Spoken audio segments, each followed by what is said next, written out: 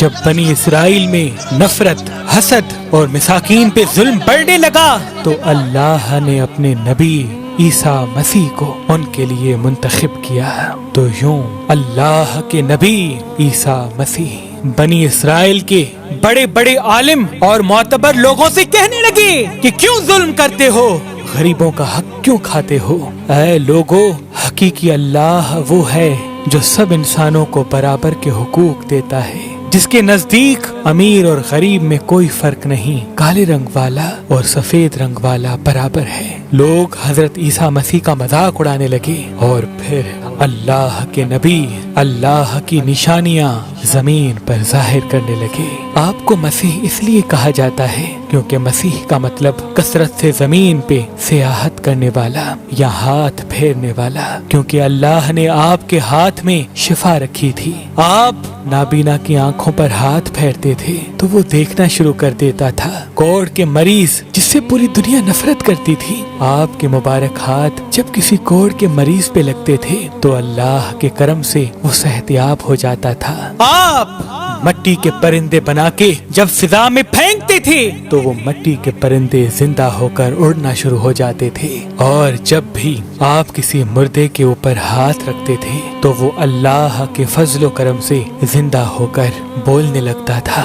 بنی اسرائیل کے لوگوں نے جب یہ معجزات دیکھے تو دن بدن آپ کی باتیں سننے لگے، آپ کو اللہ کا نبی تسلیم کرنے لگے۔ بس یہی ڈر اس وقت کے ظالم بادشاہوں اور عالموں کو کھانے لگا کہ کہیں ہماری حکومت ختم نہ ہو جائے، لوگ عیسیٰ مسیح کو اللہ کا نبی سمجھ کر اپنا بادشاہ نہ بنا دیں۔ تو بس بنی اسرائیل کے بادشاہ اللہ کے نبی حضرت عیسیٰ مسیح کو شہید کرنے کی سازش بنانے لگے۔ حضرت عیسیٰ علیہ السلام پوری قوم سے مخاطب ہو کے فرمانے لگے، اے لوگو، اللہ سے ڈرو، میں اللہ کی طرف سے آیا ہوں تاکہ تم آپس میں محبت، پیار اور امن کے ساتھ زندگی بسر کر سکو۔ کچھ لوگ آپ پر ایمان لے آئے، کچھ لوگ آپ کے ساتھ رہنا شروع کرنے لگے، اور کچھ لوگ وقت کے بادشاہوں کے ساتھ آپ کو شہید کرنے کی سازش میں اٹھ کھڑے ہوئے۔ تاریخ نے لکھا آپ کے ساتھ 12 حواری تھے، لیکن ان میں سے بھی کچھ کا ایمان مکمل نہ تھا۔ اس بات کا فائدہ اٹھاتے ہوئے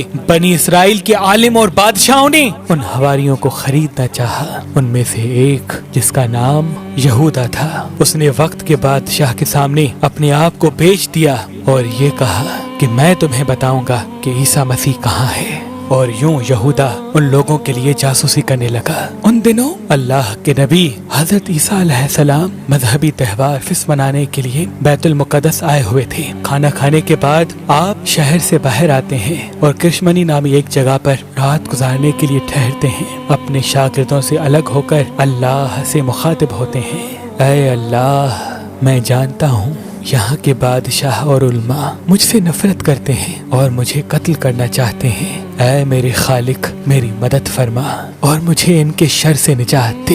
بس اتنے میں جبریل امین اللہ کے حکم کے ساتھ نازل ہوتے ہیں اور فرماتے ہیں، اے مریم کے بیٹے، اللہ فرماتا ہے کہ آج رات تجھے اس زمین سے آسمانوں کی طرف اٹھائے گا، تیرا رب تجھے ان لوگوں کے شر سے بچائے گا، اور وہ لوگ جنہوں نے تیری تعلیمات کو تسلیم کیا ہے، اللہ انہیں مشرک اور کافر لوگوں پر فضیلت بخشے گا، اور قیامت کے دن اللہ اس اختلافات کا فیصلہ کرے گا۔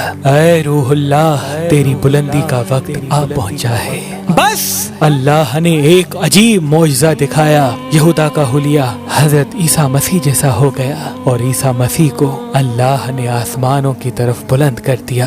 بس جیسے ہی گرفتار کرنے کے لیے بادشاہ کے لوگ وہاں آئے تو اس جاسوس یہودا کو گرفتار کر دیا، کیونکہ اللہ نے اس کی شبیہ عیسیٰ مسیح جیسی بنا لی تھی۔ اور یوں اللہ نے بنی اسرائیل کے سخت دلوں پر مہر لگا دی، اور وہ فخر سے یہ کہنے لگے کہ ہم نے مریم کے بیٹے اور اللہ کے نبی عیسیٰ کو قتل کر دیا۔ انہوں نے یہ سمجھا کہ ہم نے عیسیٰ مسیح کو سولی پہ چڑھا رکھا ہے، بلکہ حقیقت تو یہ تھی کہ وہ اس معاملے میں غلط فہمی کا شکار تھے۔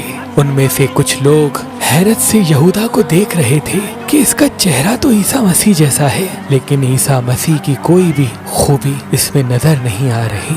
وہ بس اپنے وہم و گمان کی پیروی کر رہے تھے۔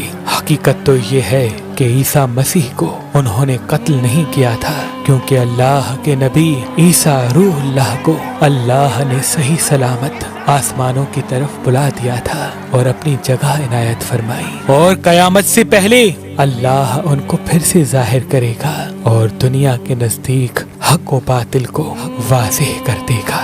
بے شک وہ ہر چیز پہ قدرت رکھتا ہے، بے شک وہ ہر چیز پہ قدرت رکھتا ہے۔